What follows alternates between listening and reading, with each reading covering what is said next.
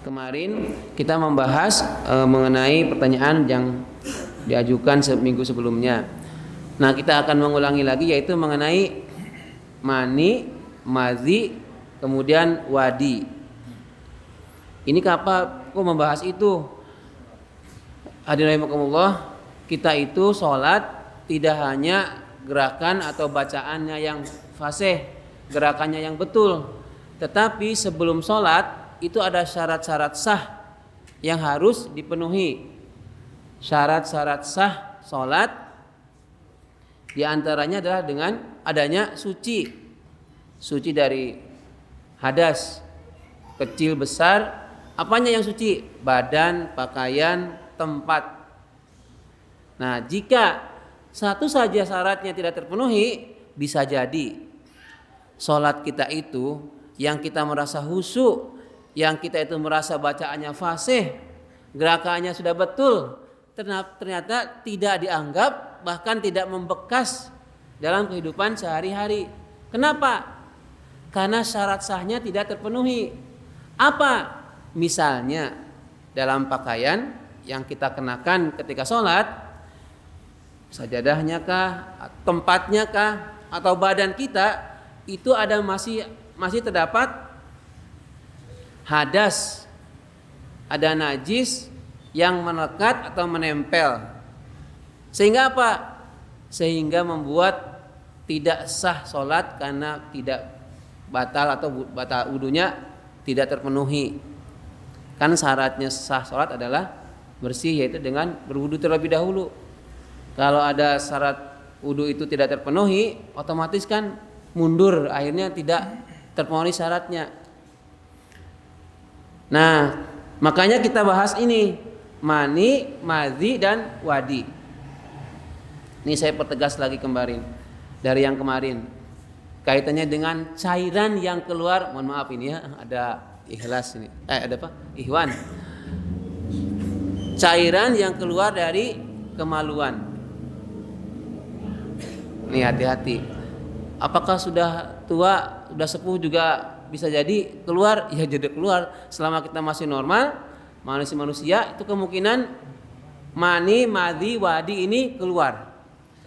Nah, masalahnya ada yang abai, ada yang cuek dengan keluarnya cairan dari kemaluan. Dianggapnya sudah biasa aja. Kalau ada orang yang belajar Islam, belajar fikih, bab thaharah, kemudian diantaranya tentang istinja, membersihkan terutama setelah BAK atau pipis, maka apa? Seorang laki-laki atau perempuan muslim tidak akan pipis sembarangan. Lah kenapa enggak mau pipis sembarangan? Karena dengan kalau pipis sembarangan, seandainya tidak ada air untuk membersihkan, untuk istinjanya, maka apa? Dia masih ada najis. Sehingga apa? Kalaupun dia berwudu, itu tidak akan bisa wudunya, kan tidak sholat meskipun sudah wudu, tapi tidak terpenuhi karena masih ada najis di kemaluannya terutama.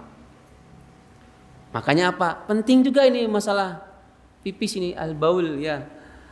Pipis. Pipis itu keluar cairan dari kemaluan dalam keadaan normal, cairan biasa. Itu sudah keluarnya najis. Tetapi ini mani, madhi, wadi bukan itu, bukan sekedar pipis. Wong dengan pipis saja masih ada orang yang menganggapnya biasa. Untuk cara pipisnya saja mungkin ada yang sembarangan.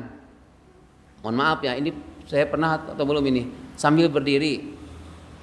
Padahal kan air tekanan, mohon maaf ini dari kemaluan jatuhnya ke bawah, kalau semakin tinggi kan sipertannya juga makin, pantulannya makin tinggi juga. Maka apa? Maka ketika sambil berdiri bisa jadi netes kemudian mantulnya ke celana. Celananya dipakai sholat, ya nggak bakal bisa. Maka itulah yang dimaksud. Bisa jadi sholat kita itu tidak dianggap sah, tidak dianggap oleh Allah karena ada najis dalam pakaian kita ketika pipis.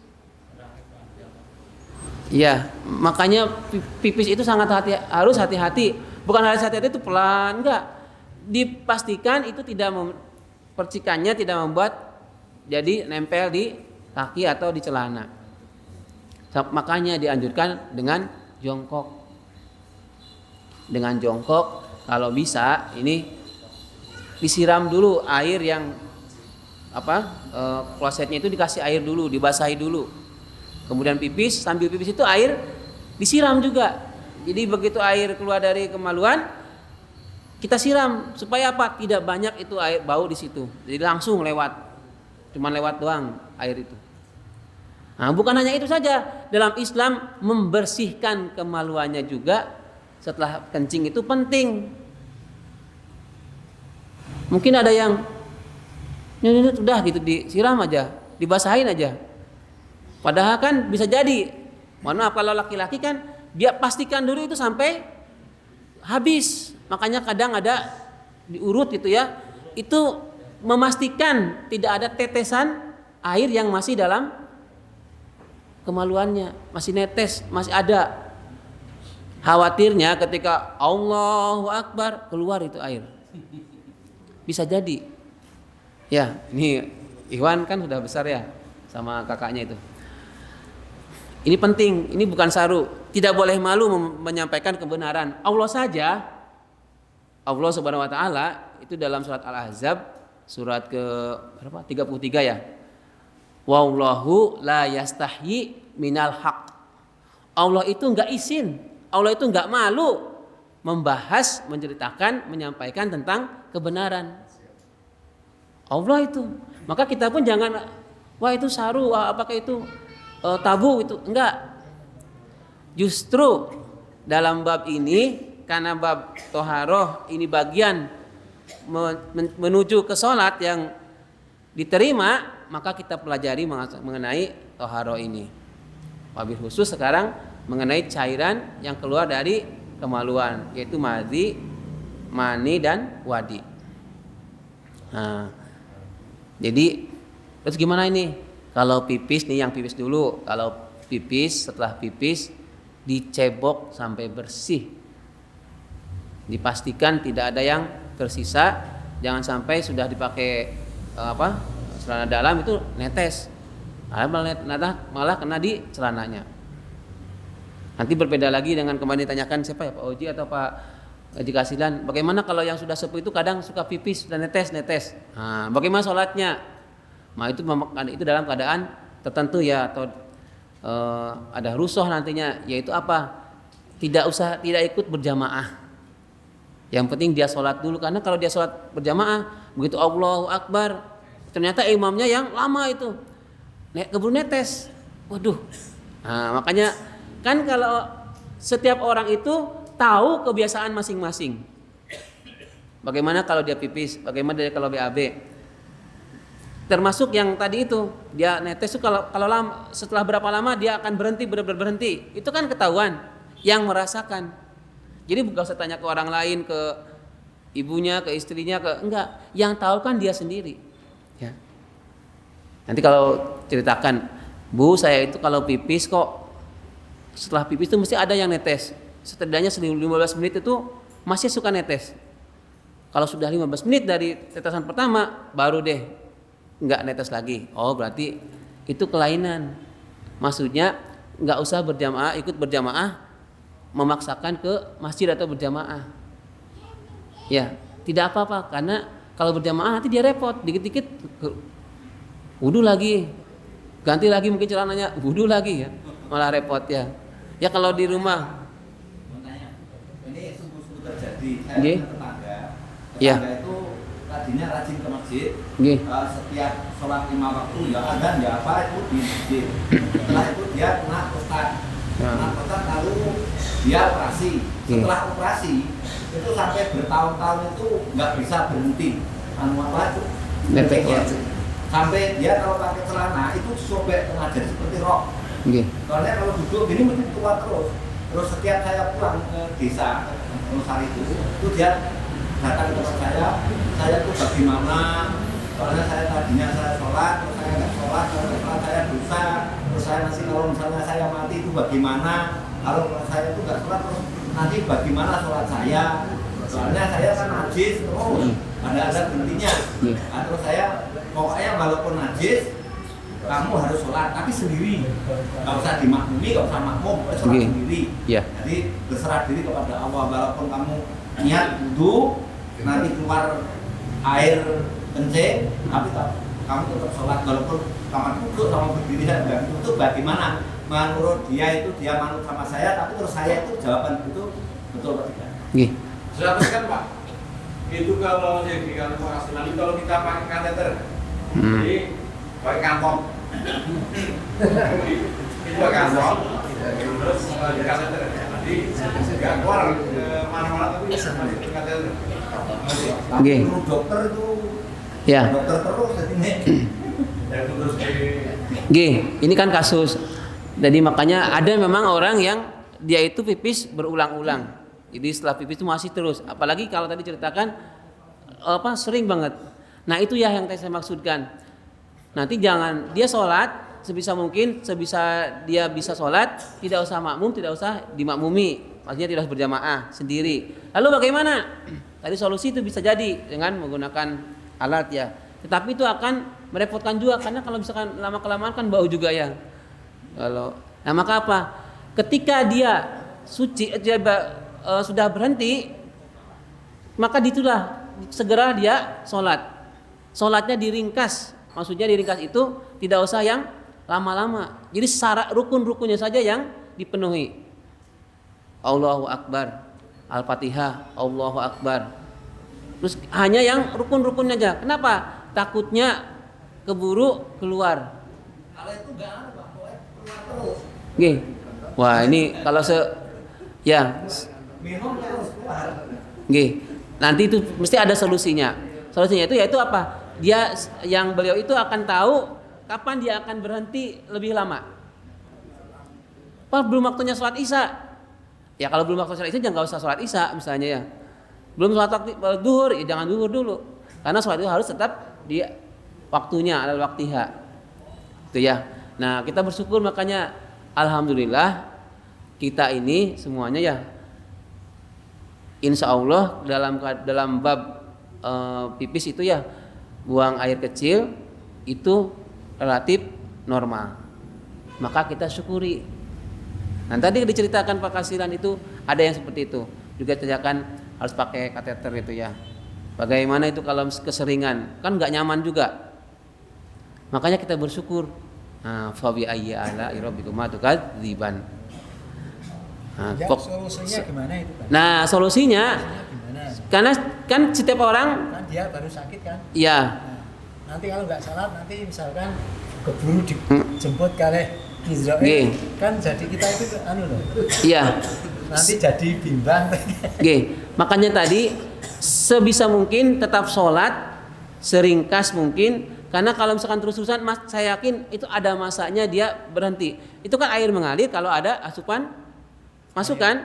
Kalau misalnya dia gimana caranya misalkan pas mau sholat dia tidak memasukkan dulu air atau cairan, tahan dulu demi untuk sholat. Ya memang begitu kalau orang sakit itu diuji oleh Allah bagaimana dia. Karena enggak mungkin suatu penyakit itu atau musibah itu ditimpakan oleh Allah kepada seseorang, orang itu enggak sanggup. Pasti Allah kan sudah tahu, Allah tahu ukurannya ini musibah, Allah tahu orang ini mesti mampu. Makanya kalau kita diuji apapun, kita bersyukuri aja karena Allah memberikan kepercayaan kepada kita. Kita itu bisa menolong bukan karena kita yang kuat, bukan karena kita kuasa. Tapi apa? Tapi Allah berikan dulu kepada kita kekuatan, baru bisa menolong orang lain. Misalnya saya ngomong begini, Allah dulu kasihkan dulu kepada saya duluan, lalu saya berikan kesempatan, Allah berikan kepada saya kemampuan untuk menyampaikan ke jamaah. Jadi bukan karena sayanya, tapi karena Allah berikan duluan pengetahuan ke saya, lalu saya sampaikan kepada yang lain. Saya yakin kita doakan ini Bapak itu segera sembuh setidaknya untuk sholat yang 5 waktu itu fardunya bisa terpenuhi. Kalau orang sakit, namanya orang sakit ya, dalam keadaan tidak secara umum normal, mesti ada saja yang nggak bisa, tempatnya itu mungkin nggak bersih atau tetap ada baunya ya. Nah, maka dalam keadaan orang sakit. Nah, makanya kita bersyukur, sangat bersyukur pada Allah kita dalam keadaan normal, sehat. Ya. Saya bagaimana kalau dingin? Kalau kedinginan saya juga kadang beseran ya. Kalau habis minum es misalnya sudah mesti beseran. Nah, saya harus tahu diri. Kalau saya minum es berarti siap-siap beser. Resiko. Kau sudah tahu waktunya mau sholat kok minum es, beser terus, akhirnya sholat fardunya enggak ikut, berarti saya yang nantang Allah. Ya. Tidak tahu diri namanya. Itu ya. Monggo. Silakan. Kalau bapak itu kadang-kadang ini, tapi kadang-kadang buang saja itu kan sembarangan. Buang air besar kadang-kadang di celana ada di mana-mana. Dan kencing itu kadang-kadang nggak tahu apa nih kencing. Nah, saya tahu ya, saya arahkan terus kena kolam. Kan putingnya sudah lama kan itu ya iso. Nah itu kan terus solusinya itu bisa kena kewajiban apa enggak, tapi kan ingatannya itu kan kadang-kadang rumahnya juga bingung. Iya. Nah, ini juga kasus faktor usia ya. Nanti berdampaknya kepada ingatan. Kan orang yang salah itu harus akil ya, harus berakal. Maksudnya ingat. Kalau enggak remembernya kurang ya sudah ya. Saya juga beberapa kali melihat itu kadang sambil duduk itu ada di kakinya ada nya ya. Pas kan saya lewat itu ya. Itu bagaimana kalau untuk sholat? Saya yakin itu karena tidak sengajaan. Karena faktor usia, karena faktor ingatan kan? Dia sudah sebenarnya pengen ke masjid. Padahal itu dia tuh di celananya, mungkin di sarungnya itu ada kotoran. Itu sudah ada gerentesnya di hati itu untuk sholat. Meskipun ternyata daya dukung yang lain, ingatannya itu belum bisa mengingat bahwa di bagian tubuhnya itu ada kotoran. Ya. Dalam keadaan seperti itu dimaklumi. Sudah ada greget berangkat ke masjid untuk sholat saja, itu sudah alhamdulillah hidayah. Alhamdulillah hidayah. Allah itu memberikan pelajaran bukan langsung lewat seperti ini pengajian atau dalam pelajaran di sekolah, bukan, tapi dalam kehidupan real semata langsung seperti tadi kasusnya. Oh, kalau sudah sepuh nanti patutnya begini. Lalu apa? Disitulah kita belajar bagaimana misalnya anak berbakti kepada orang tua, bagaimana tentang kesabaran, bagaimana tidak boleh jijik misalnya untuk mencebokin. Itu kan nggak ada. Kalau di teorinya di sekolah kan apabila ada melihat orang yang sepuh, kan jawabannya yang baik-baik semua. Sekarang coba dipraktekkan. Nggak mau ya. Seperti anak di sekolah itu kan, ketika kalian bertugas sebagai piket, maka sebaiknya menyapu, misalnya ya, menutup jendela. Iya jawaban itu. Tetapi realnya begitu dia piket, lari, pulang duluan. Jadi kadang teorinya dengan hatinya itu belum klik. Maka apa? Sering diingatkan. Pentingnya saling mengingatkan. Mengingatkan itu kadang ada yang halus, ada yang dengan kasar, ibaratnya langsung dengan kejadian tertentu. Ya. Oke. Sudah dulu ini, saya lanjut ke mani madhi ya. Sekarang kita bahas mengenai mani. Nah, ini ada Ikhwan. Ini menurut saya ini kakak adik sama ketua OSIS SMP 3 Banguntapan ya.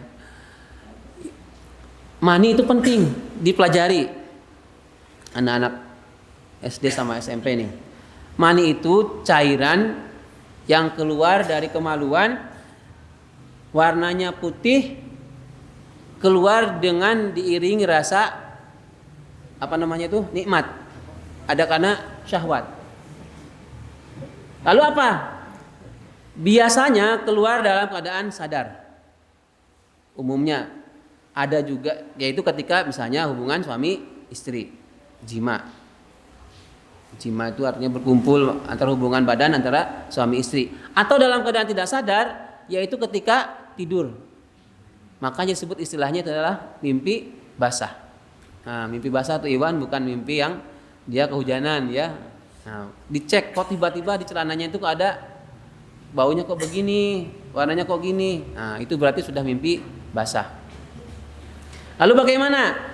Ini harus ada tindakan fikihnya bagi orang yang mengalami keluar mani. Yaitu apa? Kalau dia berpuasa, puasanya batal. Kalau dia berpuasa, maka batal puasanya. Lalu bagaimana berikutnya? Dia harus mandi besar. Junub, jinabat. Harus mandi besar. Lalu bagaimana dengan airnya? Air maninya itu. Maninya itu bagaimana? Suci, najis atau samar-samar? Air maninya itu yang keluar najis atau suci? Airnya mani itu najis atau suci? Nah ini makanya penting. Loh kenapa kok sampai mandi besar? Berarti air maninya najis? Tidak. Air mani itu suci. Analoginya dari kitab Al-Umnya Imam Syafi'i itu bagaimana? Seandainya, pakai analogi kebalikan ya.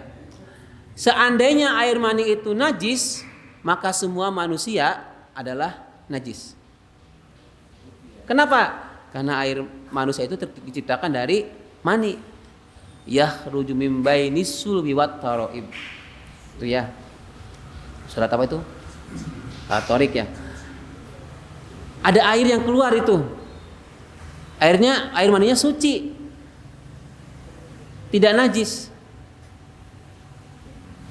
Tetapi orang yang mengeluarkan air mani itu harus mandi. Nah, terus bagaimana? Kemarin kita sampaikan ya cara mandinya. Tangan dulu dibersihkan, cuci 3 kali, tangan di telapak tangannya cuci, kemudian apa? Bersihkan kemaluannya sampai benar-benar bersih.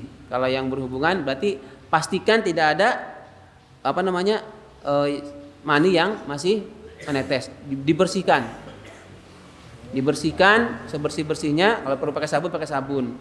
Kemudian cuci lagi setelah mencuci kemaluan, kemudian ambil air wudhu, kemudian membasuh kepala 3 kali, kemudian anggota tubuh diawalkan yang kanan. Ya, diawal dengan niat dulu. Jadi untuk mani itu keluar karena ada syahwat dan biasanya ada kalau bahasa muncrat gitu ya, ada tekanan. Bukan kalau erupsi Merapi itu kan tidak begitu, tapi kayak Merapi itu kan tidak memuncrat kan, jadi lewat itunya aja, nggak gitu tapi muncrat. Itu kalau air mani. Lalu bagaimana dengan wadi? Pakai dal, yaitu air putih yang keluar dari kemaluan biasanya setelah pipis, setelah kencing. Ini bisa membatalkan wudu. Kalau pas dia tidak lagi pas lagi bukan setelah kencing saja keluar itu, maka kalau dia berwudu batal wudunya. Kalau dia punya wudu batal. Hukumnya najis. Beda ya, kalau yang tadi itu kan putih, keluar warnanya putih. Kalau ini putihnya kental, kemudian tidak muncrat gitu ya. Setelah pipis. Kalau diamati, kalau setelah pipis kok ada cairan warnanya putih, bersihkan, dituntaskan dulu. Makanya tadi saya bilang pipisnya sampai tuntas, benar-benar tuntas. Jadi kalau ada orang di kamar mandi jangan diburu-buru, woi, ndang metu misalnya ya. Enggak usah, karena siapa tahu dia itu memang ada masalah di pipisnya. Biarkan sampai betul benar-benar bersih, sampai si wadinya itu keluar. Dan dicuci. Bagaimana cara mencucikannya? Dicuci kemaluannya sampai bersih. Kalau mau wudu, kalau mau sholat, wudu dulu. Ya karena bisa tadi kan bisa membatalkan wudu. Nanya Pak, Nggih. kalau berpuasa tadi, misalnya tidur lalu mimpi basah, Nggih. itu puasanya batal. Ya.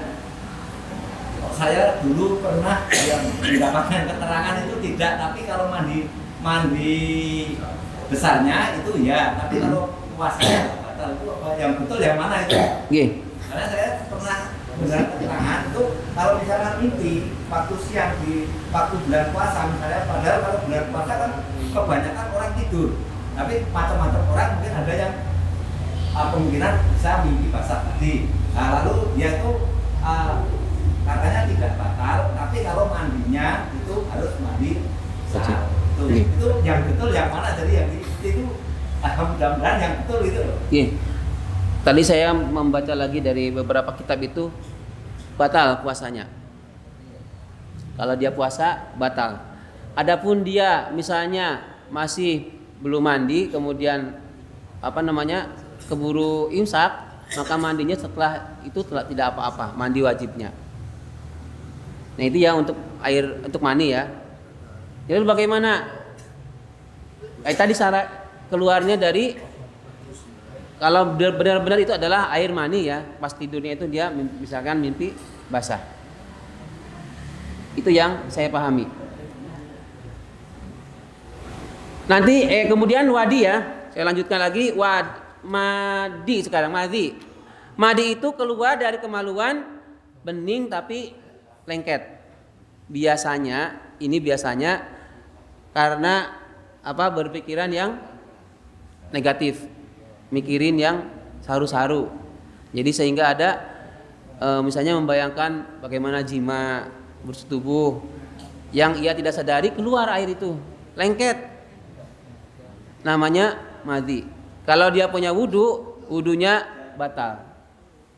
Kalau dia punya wudunya batal. Maka apa? Dia air madhinya itu najis. Kalau dia mau kena tubuh, kena pakaian, dibersihkan dulu. Dibersihkan, ada yang diperciki, ada yang cukup dibasahi. Kemudian si tubuh atau di tangan atau di kaki misalnya ada ya, dibersihkan dulu. Terus kalau madhi itu kan beda dengan mani apa? Kalau mani ini biasanya setelah keluar dibesar, keluar madhi yang tadi saya sampaikan, yang lengket tidak, tetapi dia wajib wudu setelah mencuci kemaluannya. Dicuci dulu, kemudian dia wudu kalau dia mau sholat, kalau dia mau tawaf, kalau dia mau Al-Quran, menyentuh mushaf Al-Quran. Najis. Berarti harus ganti celana. Iya. Kalau tidak dibersihkan dengan diusap, ada yang tadi wandu hafarjaka atau juga dengan dibasahi. Ya diperciki istilahnya itu, kalau dalam fikih itu istilah percik itu apa tadi? Jadi hanya digitu kan kurang marom ya kalau dipercikin. Kayak najis muafafa itu kan diperciki. Najis anak yang belum 2 tahun yang belum makan apa-apa. Nah, sekarang anak kecil sudah minumnya, makannya sudah apa-apa kan? Ini nggak bisa diperciki. Nah ini kalau menurut saya lebih baik ganti.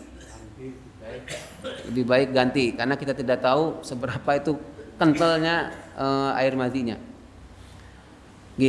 Cukup ya. Sekarang ada waktu untuk tanya jawab 10 menit.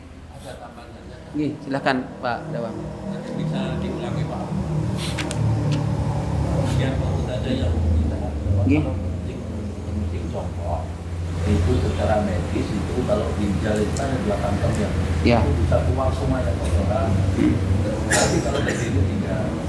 Tapi kalau juga dengan makan dan minum dengan duduk semua akan terbagi dengan baik. Saya sudah mendapatkan bahwa keluar satu ginjal itu 2 kali karena suka bikin jongkok.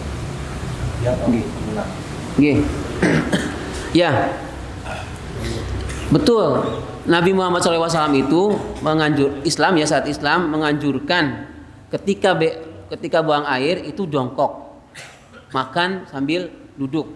Saya pernah baca artikelnya dari tulisan di Republika, mengapa pipis sebaiknya mengapa Islam menganjurkan pipis sambil jongkok dibandingkan dengan berdiri atau duduk.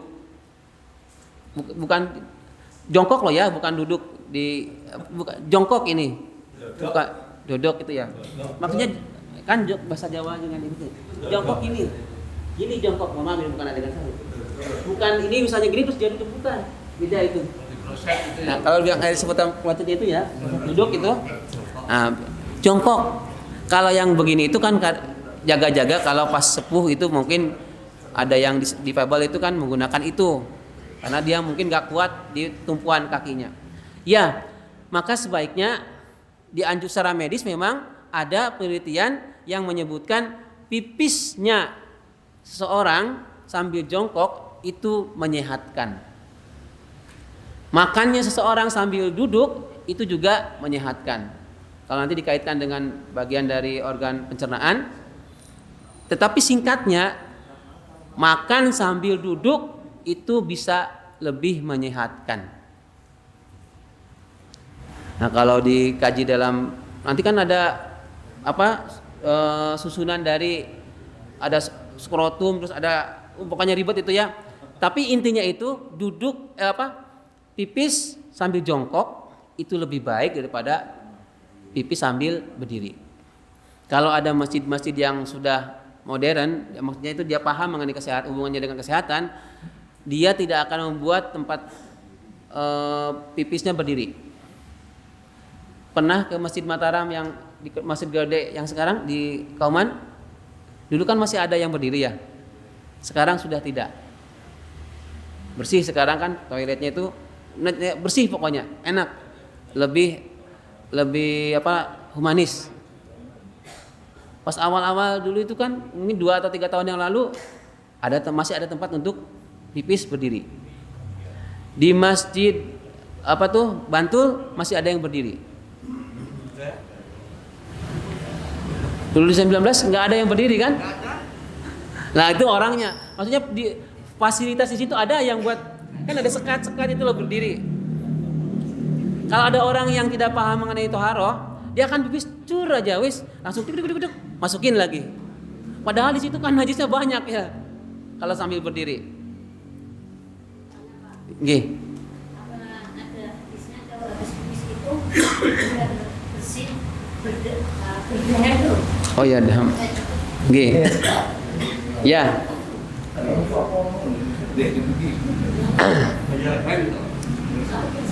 Saya lupa Bu, tapi itu ada dalam Bulughul Maram ya, Pak Dawam ya? Bulughul Maram. Di Bulughul Maram ada. Nanti insya Allah Bu ya, saya cariin. Saya memang ada dehemnya itu bukan dehem untuk memberi tanda godaan. Maksudnya itu tadi ada yang diurutkan, ada yang sampai diiniin ke tembok gitu ya, kayak batu gitu. Dehem itu ada. Gimana? Menuntaskannya itu. Termasuk dengan dehem itu adalah tadi saya sampaikan, dehemnya ini bukan untuk dehem godaan atau menggoda, tapi dehem ketika menuntaskan si pipisnya. Jadi bukan ya. Iya memang ada dehem dan nanti insya Allah ya minggu depan ya, tadi saya tulis ini. Nah, saya ya ada di Bulughul Maram itu masih bab awal-awal ya. Oke, terima kasih Bu Tiwang. Yang lain? Dia sembuh, keluarga kemarin tetangga saya yang dari Bali kan pulang ke Jawa Barat, pulangnya ke rumah. Saya subuh ke sini, setelah sampai rumah dia sholat lagi kok dia subuh gitu loh. Bagaimana itu hukumnya? Oh, nggih. Karena dia nggak sempat gitu. Nggih. Nah, saking tahunya itu loh apa manfaatnya. Nggih. Itu apa setelah subuh apa itu dibolehkan gitu. Boleh. Kalau dia memang sehari-hariannya, rutinnya dia biasa qobliyah subuh. Rutin dia sudah pokoknya dia berusaha setiap hari itu qobliyah subuh. Tapi satu waktu ternyata ada masalah, misalnya masalah dia kesiangan atau apa, dia mengejar jamaah. Setelah jamaah dia qobliyah subuh. Itu boleh. Tetapi itu tidak semua orang melakukannya. Jangan, kata Pak Ud boleh, waktu aku bar subuhan terus berdiri, tak kau salat apa? Qobliyah subuh. Lah ngopo? Ben ento dunia saisinya. Bukan.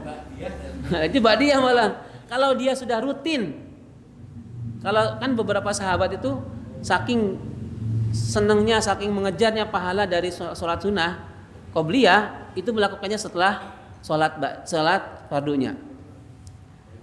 Ya, tapi itu tidak semua orang ya. Ya, tidak semua laki-laki. Cukup. Ada lagi? Pak Haryono. Jadi itu tentang dibolehkannya menjalankan sholat jamaah misalnya zuhur dan asar, maghrib dan isya di masjid setempat ketika terjadi hujan lebat. Itu mau dijelaskan karena di sini belum pernah praktek itu. Di masjid yang lainnya sudah ada banyak yang masukkan jamaah. Ya, salah satu dibolehkannya jamaah adalah dalam keadaan alam hujan.